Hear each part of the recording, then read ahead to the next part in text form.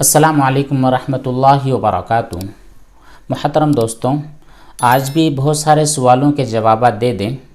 سب سے پہلا سوال ذاکر صاحب کا ہے، کہتے ہیں کہ میرا سوال یہ ہے کہ مفتی صاحب مجھے احتلام کا وہم بہت زیادہ ہوتا ہے۔ جب بھی سو کر اٹھتی ہوں تو لگتا ہے کہ شاید کوئی خواب تو نہیں آیا جو مجھے یاد نہ ہو، یا پھر پیشاب میں کوئی ناپاکی نکل گئی ہو۔ اسی وہم سے میری نمازیں بھی کھو جاتی ہے۔ دیکھیے، آپ نے خود کلیئر کیا ہے کہ آپ کو وہم ہے کہ مجھ کو احتلام ہوا ہے، جس کی وجہ سے آپ کی ابھی نیندیں بھی نہیں ہو رہی ہے، نمازیں بھی شاید آپ کی چھوٹ رہی ہے، تو یہ بڑی غلط چیز ہے۔ دیکھیے، احتلام کوئی ایسی چیز نہیں ہے جو چوری چھپکے انسان کو ہو جائے۔ احتلام جب ہوتا ہے تو اس کی بہت ساری کیفیات انسان کے جسم پر بھی ظاہر ہوتی ہے۔ احتلام ہونے کی وجہ سے ایک طرح کی جو کمزوری ہوتی ہے وہ بھی ہے۔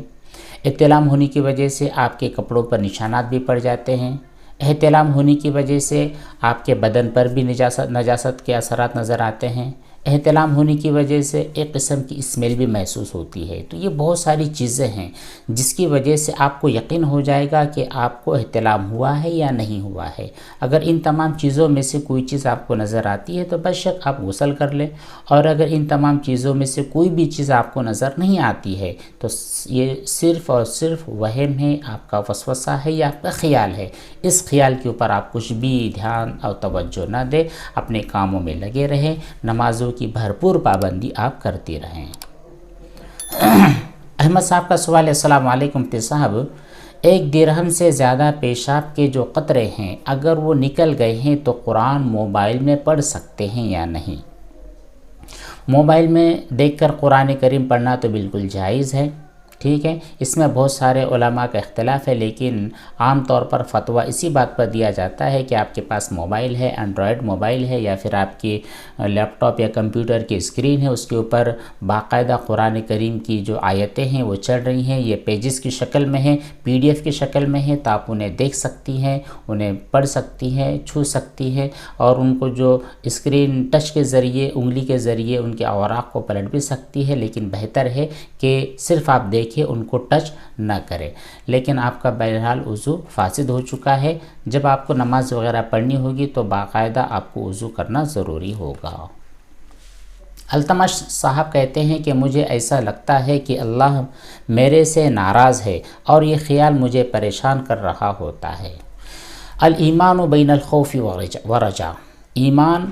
اللہ تعالیٰ سے خوف اور امید کے درمیان ہے۔ ہمیں اللہ تعالیٰ سے خوف بھی کھاتے رہنا چاہیے کہ کہیں مجھ سے کچھ گناہ ہو جائے تو اللہ مجھ سے ناراض ہو جائے گا، یہ خوف بھی بہرحال آپ کے دل میں ہونا چاہیے، اور ایک طرف اللہ تعالیٰ سے امید بھی ہونی چاہیے کہ نہیں، میرا اللہ غفور الرحیم ہے، اگر مجھ سے گناہ ہو جائے تو میں توبہ کروں گا، اللہ تعالیٰ مجھ کو ناراض کریں گے۔ لیکن اگر آپ پوری زندگی بس خوف خوف کہہ کر کے جیتے رہیں، اور اللہ تعالیٰ سے ڈرنے کا مطلب یہ ہے کہ گناہ کو چھوڑ دینا، آپ نے گناہوں کو چھوڑا نہیں، اللہ تعالیٰ کی نافرمانی میں لگے رہے اور بس کہتے رہے کہ مجھ کو اللہ کا خوف ہے، تو یہ بھی چیز قابل قبول نہیں ہے۔ اللہ تعالیٰ کا خوف اس اعتبار سے ضروری ہے کہ اگر مجھ سے کچھ گناہ ہو جائے تو میں اللہ سے توبہ کروں گا، ورنہ وہ میری سخت پکڑ کرے گا۔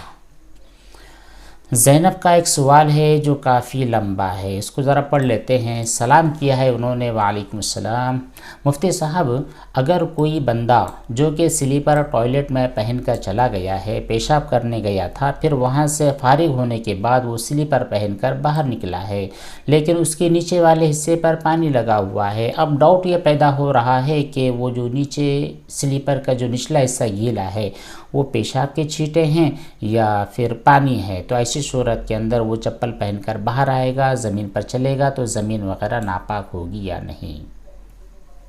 اور بھی کافی لمبی چیزیں آپ نے لکھی ہیں۔ دیکھیے، آپ کو اس سلیپر کے بارے میں جو وہم ہو رہا ہے اس کو وہم تک ہی رکھیں۔ عام طور پر آپ بھی سمجھتے ہوں گے اور ہم بھی سمجھتے ہیں کہ جب ہم ٹوائلٹ وغیرہ جاتے ہیں تو وہاں پر پانی کی جگہ پر پانی گرتا ہے، نجاست کی جگہ پر ناپاکی گرتی ہے، اور جو آپ کا سلیپر ہوتا ہے وہ سلیپر کون سی جگہ ہوتا ہے وہاں پر عام طور پر ناپاکی نہیں گرتی ہے، عام طور پر ہوتا ہے۔ اگر کوئی کیس ایسا ہو گیا یا آپ کے کیس میں ایسا ہو گیا کہ کوئی بندہ پیشاب کرنے کے لیے گیا تھا لیکن وہ پیشاب اوپر ہی ہو گیا جہاں پر چپل رکھی جاتی ہے، تو ظاہر سی بات ہے ایسی کنڈیشن میں اس چپل کو آپ ناپاک سمجھیں گے، لیکن ایسی عام طور پر ہوتا نہیں ہے۔ اس لیے آپ کو بہت زیادہ ٹینشن لینے کی ضرورت نہیں ہے، بہت زیادہ خیال کرنے کی ضرورت نہیں ہے۔ التمش بھائی کا سوال ہے، من میں کسی کو برا کہنا گناہ ہے؟ دل میں بھی کسی کو برا نہیں کہنا چاہیے، کیونکہ دل میں کہنے والی بات بھی کہنے والی ہوتی ہے۔ جیسے کہ آپ نے حدیث مبارکہ سنی ہوگی کہ اگر کوئی آدمی برا کام کرتا ہے تو اس برے کام کو روکنا ضروری ہوتا ہے، جس کو کہا جاتا ہے امر بالمعروف اور نہی عن المنکر، بھلائی کا حکم دو اور برائی سے روکو۔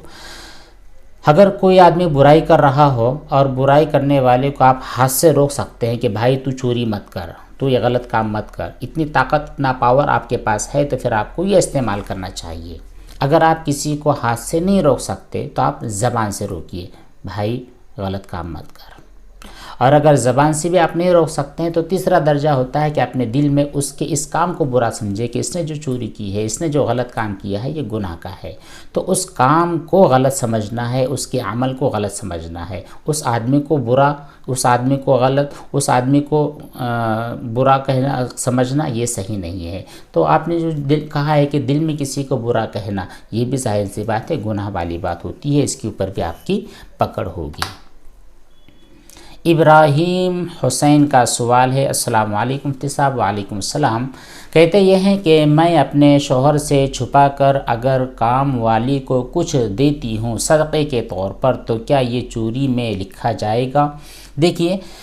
شوہر کی بہت ساری چیزیں ایسی ہوتی ہیں جو بیویاں استعمال میں لاتی ہیں اور وہ عام طور پر چوری شمار نہیں کی جاتی۔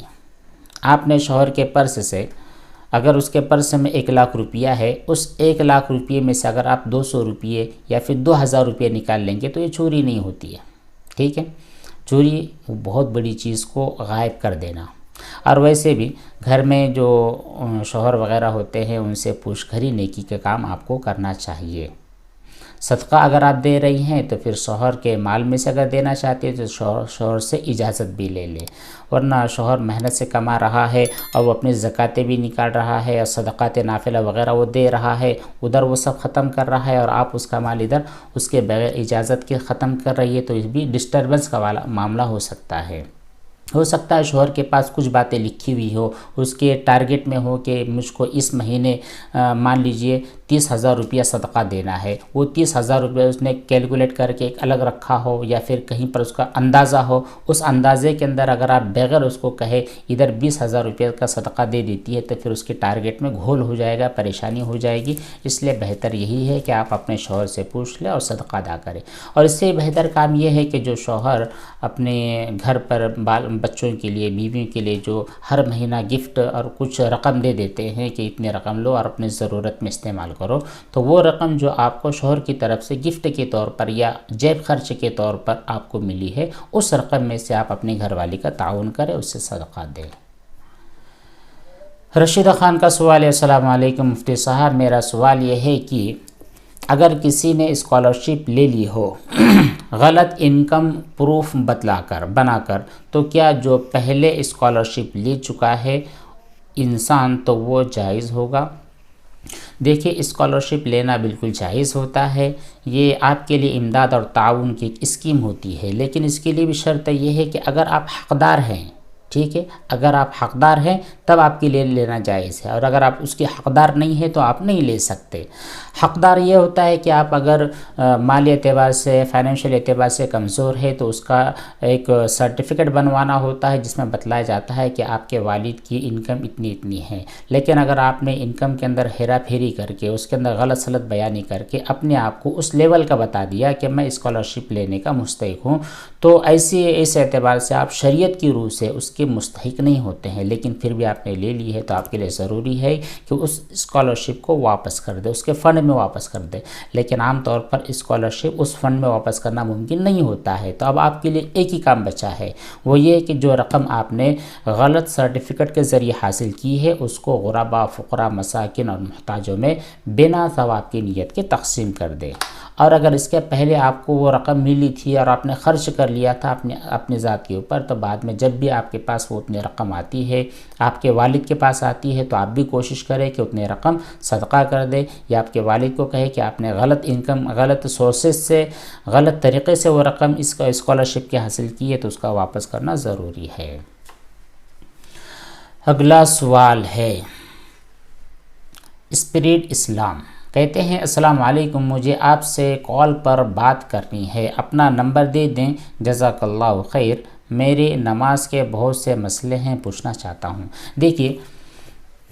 پہلے بھی کہا گیا ہے کہ ہمارا نمبر دینے کی وجہ سے کتنے زیادہ پرابلم کریٹ ہوئے تھے، کتنی زیادہ پریشانیاں ہم کو بھی ہوئی تھی اور کال کرنے والوں کو بھی ہوئی تھی۔ کال کرنے والے خود سمجھ سکتے ہیں کہ ان کے ساتھ کیا کیا تکلیفیں ہوئی۔ وہ 10 دن 15 دن تک لگاتار کال کر رہے ہیں، لیکن وہ دیکھتے ہیں کہ ان کی کال اٹھائی نہیں جاتے، ان کے جوابات نہیں ملتے، ان کے مسئلے حل نہیں ہوتے، اس لیے وہ زیادہ ڈپریشن میں چلے جاتے ہیں، اور وہ غلط فہمی میں مبتلا ہو جاتے ہیں کہ مفتی صاحب نے ہمیں نمبر دیا لیکن کال پر بات بھی نہیں کر رہے ہیں، ہمارے واٹس ایپ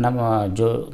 میسیجز ہے وہ بھی چیک نہیں کر رہے ہیں۔ تو اس کے بارے میں وضاحت کر دی گئی تھی کہ دیکھیے، اس کے علاوہ بھی بہت سارے ایسے کام ہوتے ہیں جن میں مشغولیت ہوتی ہے، درس و تدریس کا معاملہ ہے، کاروبار کا معاملہ ہے، باغات اور کھیت کا معاملہ ہے، اور دیگر بہت ساری مصروفیات ہیں جن کے اندر وقت اسپینڈ کرنا پڑتا ہے۔ جب وقت ملتا ہے تو آپ کی یوٹیوب کے ذریعے، اس یوٹیوب کے کمنٹس کے ذریعے جو سوالات ہمارے نزدیک آتے ہیں وہ ہم چیک کرتے ہیں، ہمارے کچھ طلبہ ہیں وہ چیک کرتے ہیں، انہیں سلیکٹ کرتے ہیں، ان کے جوابات دیکھتے ہیں، پھر جب بھی موقع ملتا ہے تو ان کی ویڈیوز بنا کر بتلا دیے جاتے ہیں۔ کال کرنے کی وجہ سے آپ بھی پریشان رہتے ہیں اور ہم بھی پریشان ہوتے ہیں، ہم آپ کی ایک تو کال اٹھا نہیں پاتے، اور اگر کال اٹھا لی تو جوابات اچھی طرح اس کے نہیں دے پاتے ہیں۔ اس لیے آپ سے درخواست ہے کہ جو بھی آپ کی کیوریز ہے، جو بھی آپ کے سوالات ہیں، وہ کمنٹس میں لکھ کر دے دیں، آج نہیں تو کل جب بھی موقع ملے گا انشاءاللہ آپ کے کمنٹس کو لیا جائے گا، ان کے بارے میں باقاعدہ تفصیل سے ڈسکشن کیا جائے گا۔ ثنا ڈول کا سوال ہے، السلام علیکم سر، ایک سوال تھا کہ جو پوچھا ہوتا ہے، کپڑا جو اپنے فرش وغیرہ پر لگاتے ہیں، اس پوچھے کو دھوتے وقت کے جو چھینٹیں ہیں وہ ہمارے بدن یا کپڑے پر آ جاتی ہیں، تو چھینٹیں ناپاک ہوتی ہیں یا پاک ہوتی ہیں، فرش پر لگ جاتے ہیں پوچھا؟ دیکھیے، پوچھا ہوتا ہی ہے فرش پر لگانے کے لیے، فرش پوچھنے کے لیے۔ اب اس کی چھینٹیں فرش پر گرے یا فرش سے واپس سے پوچھے کے پر گر جائے، کوئی مسئلہ نہیں ہے۔ یہ گندا ہوتا ہے، ناپاک نہیں۔ گندگی اور ناپاکی کا ڈیفینیشن آپ اچھی طرح سمجھ لیں کہ ناپاکی اس کو کہا جاتا ہے جس کے ہوتے ہوئے آپ نماز نہیں پڑھ سکتے، اور گندگی اس کو کہا جاتا ہے جس کے ہوتے ہوئے آپ نماز تو پڑھ سکتے ہیں لیکن وہ اچھی چیز ہوتی نہیں ہے۔ مان لیجئے ہمارے پاس ایک ماؤس ہے، ٹھیک ہے، ایسا ماؤس کے اوپر 2 چیزیں ہیں، یہاں پر بلڈ لگا ہے اور یہاں پر ہم نے ہاتھ دھو لیا تھا، کھانا وغیرہ کھایا ہم نے، اور کھانا ہونے کے بعد جو ہاتھوں پر تھوڑا سا جو کھانے کے ذرات رہتے ہیں وہ لگا تھا، یہاں پر وہ کھانا لگا ہے اور یہاں پر بلڈ لگا ہے۔ اگر یہ ماؤس آپ کے جیب میں ہے اور آپ نماز ادا کر رہے ہیں تو آپ کی نماز صحیح نہیں ہوئی، کیونکہ یہاں پر ناپاکی لگی ہے۔ اگر یہ ناپاکی ریموو کر دی جائے، یہاں ناپاکی جو بلڈ لگا ہے اس کو ریموو کر دیا جائے، یہاں پر صرف کھانے کے ذرات ہے، اور پھر یہ آپ اپنے جیب میں رکھ کر نماز ادا کریں تو آپ کی نماز ہو جائے گی۔ یہ گندگی ہے، ٹھیک ہے، ایسی گندگی ہے جو آپ کی نماز کے صحیح ہونے کو روکتی نہیں، لیکن یہاں پر جو بلڈ ہے یہ گندگی پلس ناپاکی ہے، ٹھیک ہے، یہ ایسی گندگی ہے جس کے ہوتے ہوئے آپ نماز نہیں پڑھ سکتے۔ تو آپ کا جو پوچھا ہوتا ہے نا، یہ پوچھا بھی پاک ہی ہوتا ہے، بس ڈسٹ وغیرہ کی وجہ سے، بار بار زمین پر گھمانے کی وجہ سے وہ گندا ہوتا ہے، تو اس بات کو آپ اچھی طرح سمجھ لیں۔ اگلا سوال ہے ہسٹوری آف اسلام، اگر بلی کے پیشاب کی بو سوکھے اور دھلے کپڑے سے آئے تو کیا سارے کپڑے ناپاک ہو جائیں گے؟ اگر سوکھے کپڑے ہیں اور اس سے آپ کو بو محسوس ہو رہی ہے اور اس بات کا یقین ہو جا رہا ہے کہ اس کپڑے پر بلی نے پیشاب کیا ہے اور وہ سوکھ گیا ہے، تو بس اتنے پرٹیکولر کپڑے کو دھونا ہے، پورے ریک اور الماری کے سب کپڑوں کو دھونے کی ضرورت نہیں ہے۔ نعلین شاہد کا سوال ہے، السلام علیکم مفتی صاحب، ماشاءاللہ آپ نے بہت اچھی اگزامپل دی، you are just like an angel for OCD patients but we are all very ward.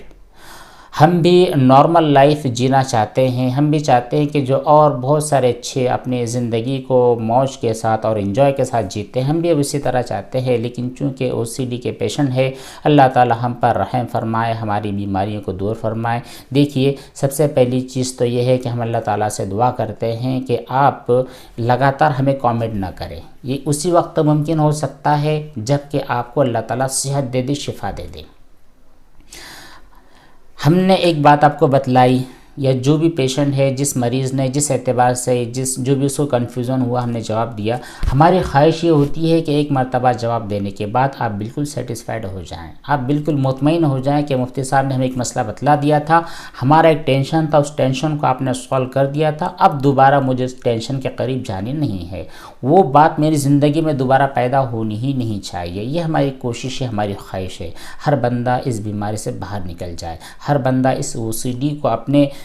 گلے سے اس کی جو مالا بنا کر لوگوں نے پہن رکھی ہے، اس کو دور کر دی، یہ ہماری کوشش ہے۔ اور ہر ڈاکٹر اور جو بھی بتانے والا ہوتا ہے، اس کی یہ کوشش ہوتی ہے کہ جو میرا پیشنٹ ہے وہ بالکل کلیئر ہو جائے۔ دیکھیے کلیئر ہونا یہ کچھ نہ کچھ آپ کے اختیار میں بھی ہے، دوائیں وغیرہ ہے، اس کی جو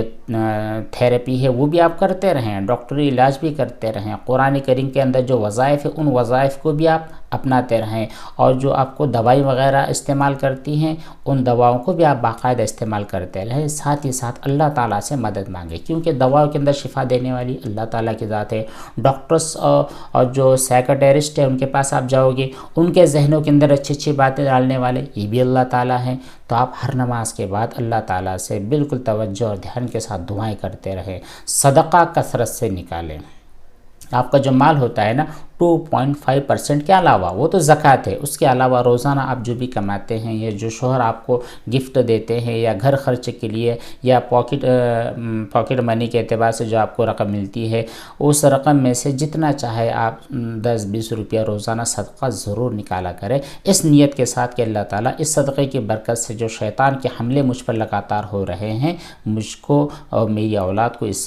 میری اولاد کی اس سے حفاظت فرما، اس اعتبار سے صدقہ آپ نکالا کریں۔ ویسے بھی ہم انشاءاللہ سب کے لیے دعا کریں گے، اور سب کے لیے باقاعدہ دعا کرتے ہیں، اللہ تعالیٰ اس کائنات میں جتنے بھی پریشان حال لوگ ہیں ان تمام لوگوں کی پریشانیوں کو، ان کی تکلیفوں کو، ان کے دکھوں کو، ان کے غموں کو دور فرما، اور دنیا و آخرت میں کامیابی کی زندگی گزارنے والا ان سب کو بناؤ۔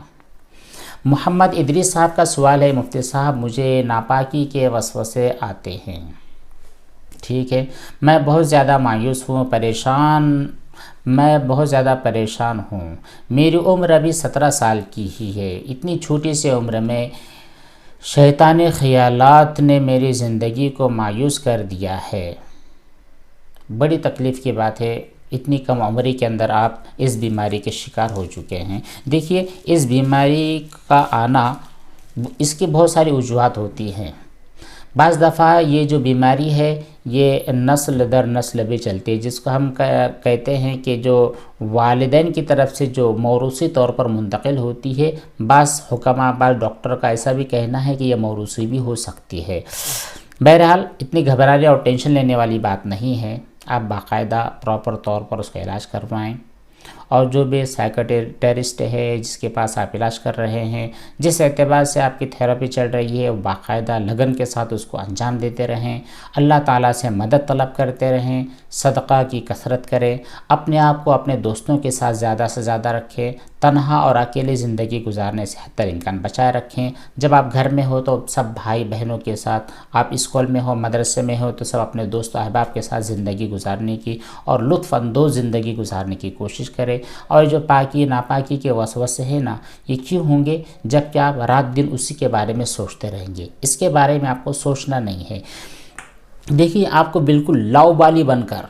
کیا ہو رہا ہے، میں ناپاک ہوں تو ہوں، پاک ہوں تو ہوں، اتنا لاؤبالی بن کر بھی زندگی نہیں گزارنی ہے، اور اتنا بالکل پورا فوکس پاکی اور ناپاکی کے اوپر ہو، اس طرح بھی آپ کو زندگی نہیں گزارنی ہے، درمیانی زندگی آپ کو گزارتے رہنی ہے۔ اللہ تعالیٰ آپ کو ہمت دے، صحت دے، شفا دے۔ محمد ادریس کا واپس ایک سوال ہے، کہتے ہیں کہ مفتی صاحب آپ نے کہا تھا کہ ناپاکی کی حالت میں غسل کے دوران اگر پیشاب کا قطرہ آ جائے تو وضو کر لو، لیکن ہم نے تو صرف غسل کے 3 فرض ادا کیے تھے۔ پھر مطلب مفتی صاحب جسم جب کہ ہمارا پورا پاک ہو گیا ہے نہانے کی وجہ سے، جسم ہمارا پاک ہو چکا ہے، تو بعد میں جو آپ نے وضو کرنے کا حکم دیا ہے اس کا کنیکشن وضو سے کیسا ہے؟ مجھے تو استنجا کا ٹینشن ہے، اس لیے استنجا کتنی بار کروں؟ دیکھیے آپ نے بڑا کمپلیکیٹڈ سوال کیا ہے، مجھ کو جو سمجھ میں آیا ہے شاید وہی ہے، آپ سمجھ لیں۔ آپ یہ کہنا چاہتے ہیں کہ آپ نے غسل میں 3 فرض ادا کر لیا، آپ نے کلی کی، ناک میں پانی ڈالا، پورے بدن کو آپ نے اچھی طرح دھل لیا، ٹھیک ہے۔ آپ کہہ رہے ہیں کہ بس اتنے فرض ادا کرنے کے بعد واپس سے مجھ کو غسل کے دوران ہی پیشاب کا قطرہ آیا، تو ہم نے بھی کہا کہ جی بالکل ٹھیک ہے، وہ قطرہ آنے کی وجہ سے آپ کا جو پچھلا غسل تھا وہ ٹوٹا نہیں، غسل آپ کا ہو چکا ہے۔ پھر ہم نے کہا تھا کہ آپ کو وضو کرنا ہے، تو وضو کا غسل سے کنیکشن کیا ہے آپ یہ سمجھ نہیں پا رہے ہیں۔ تو بھائی دیکھیے ابھی آپ کا غسل پورا ہو گیا، کلیئر، آپ بھی سیٹسفائیڈ ہے، آپ کا غسل ہو گیا،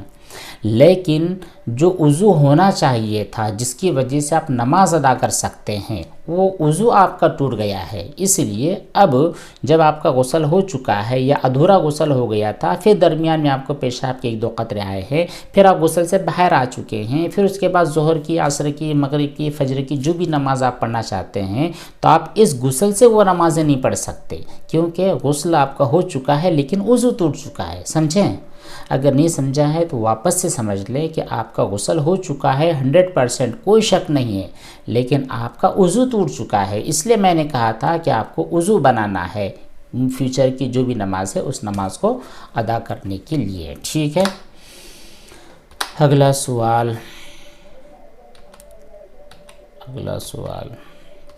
ٹھیک ہے، بس اتنے سوالات، کافی سوالات ہو چکے ہیں اور بھی کافی سوالات انشاءاللہ اگلا ویڈیو بنا کر اس کے اندر جوابات دینے کی کوشش کریں گے۔ اللہ تبارک تعالی ہم سب کو عمل کی توفیق بخشے، جو لوگ بیمار ہیں ان تمام لوگوں کو صحت اور شفا بخشے، جن لوگوں نے دعاؤں کی درخواست کی ہے ہم سب دعا کرتے ہیں اللہ تعالی ان تمام کے تمام جائز حاجات اور مقاصد کو مکمل فرما، آمین۔ السلام علیکم ورحمۃ اللہ وبرکاتہ۔